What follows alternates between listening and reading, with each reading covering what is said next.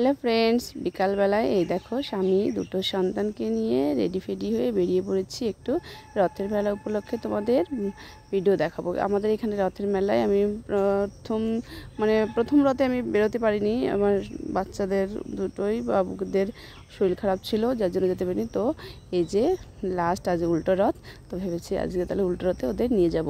তা তোমাদের সঙ্গে ভালো শেয়ার করি। এই দেখো এটা আছে ছোট্টখাটো রাস্তার পাশে দেখলাম একটা রথের মেলা বসেছে। তো আমার বাবু বলছে, মা এটা আমি ঢুকবো না, ও যাবে আশ্রম পাড়ায় রথের মেলায়। তো আচ্ছা চলো তাহলে একটু এখান থেকে ঘুরে ঘুরে একটু ওদের দেখিয়ে দিলাম। তারপরে আশ্রম পাড়ায় এই দেখো কত সুন্দর একটা মাঠের ভেতর একটা সুন্দর একটা মন্দির আছে, আর এখানে একটা মেলার মাঠ। এখানে 7 দিন ধরে মেলা হয়েছে, তো আমাদের একদিনও আসা হয়নি। আজকে যে রেডি ফেডি হয়ে দেখো দেখো দুটো এসে পাগল হয়ে গেছে, এসেই জগন্নাথের দর্শন করে নিলাম। তোমরাও সবাই দর্শন করে নাও আমার মাধ্যমেই। এই দেখো এটা আমাদের বগুলার ছোট্ট একটা রথ, সুন্দর দেখো কত সুন্দর। এই সাইডে দেখো গান বাজনা হচ্ছে, এই সাইডে দেখো কত সুন্দর একটা মন্দির, দেখো কি দারুণ। এইখান থেকে দেখো আমার বাবু প্রসাদ পেয়ে গেল। তারপরে চলে এসে দেখো মন্দির ঢুকতে বলছে মা ভিড় এইখানেই, তাহলে এইখানে দুই ভাইকে তুলে দিয়ে ওইখানে বসে একটু ভিডিও করে তারপরে চলে এসেছে। এই দেখো আমার ছেলের মেলা মানেই এইটা, জাম্পিংয়ে ওর ভীষণ ভালো লাগে, যার জন্য ভীষণ চিল্লাচিল্লি করছে, চল তাহলে ওটাকে জাম্পিংয়ে তুলে দিয়ে ও এখানে দেখো কি লাফালাফি গড়োগড়ি কি করছে। যা হোক এইখান থেকে ও আনন্দ মস্তি করছে। আর আমার সে ছোটো পাপাটাও এত বিরক্ত করছে, ও লাফানো দেখে ও পাগল হয়ে গেছে। কিন্তু এইখানে তো বাবু উঠলে ও লাফাতে পারবে না, কিছুই করতে পারবে না, তার জন্য এখানে দাঁড়িয়ে থেকে দেখি ও বিরক্ত করছে।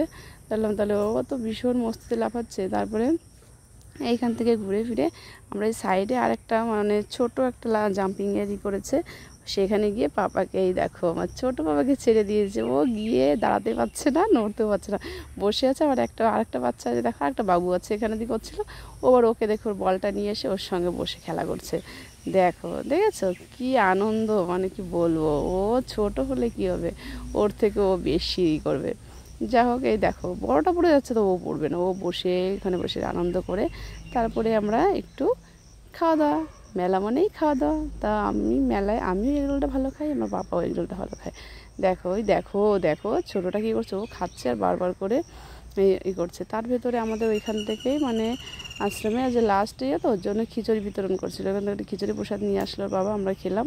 আর দেখো অনেক চেষ্টা করলো, গরম এগরোল খেতে পারছিল না, খুবই করছিল।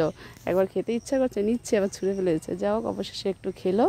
তারপরে আমি চলে আসলাম একটু কেনাকাটা, মেয়ে মানুষ বোঝোই তো, একটু কেনাকাটা না করলে হয় না। তো আমি কটা ক্লিপ কিনলাম, এখান থেকে কটা কেনাকাটা করে আর এখান থেকে বাবুদের ঘুরিয়ে দেখিয়ে চলে এসেছি এখানে। এই দেখো মেলাটা একটু ঘুরিয়ে নিয়ে আসলাম। চলে এসেছি একটু বাদাম, যেহেতু বাড়ি শ্বশুর শাশুড়ি আছে, তো একটু বাড়ি একটু কিছু নিয়ে যেতে হয়।